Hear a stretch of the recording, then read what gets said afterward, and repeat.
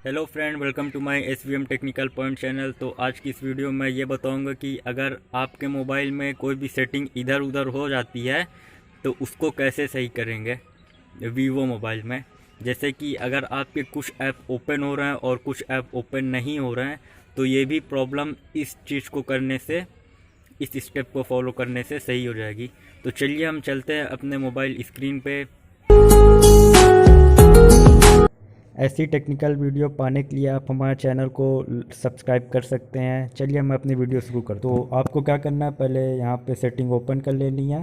Then आप नीचे आएंगे तो यहाँ पे, और नीचे आएंगे तो यहाँ आप देखेंगे और सेटिंग दिख जाएगा आपको, यहाँ पे क्लिक करना है। देन आपको और नीचे आना है, यहाँ पे बैकअप एंड रीसेट है, इस पर क्लिक करेंगे। देन ये देखिए यहाँ पे इतने ऑप्शन आ गए। ये देखिए आपको क्या करना है, रीसेट ऑल सेटिंग पे क्लिक करना है। तो इस पर जैसे ही हम क्लिक करेंगे तो हमारी सारी सेटिंग रीसेट हो जाएगी। और ये नीचे आप देख सकते हैं इरेज ऑल डेटा है, इससे हमारा पूरा फ़ोन ही रीसेट हो जाएगा। तो हमको क्या करना है, रीसेट ऑल सेटिंग करनी है।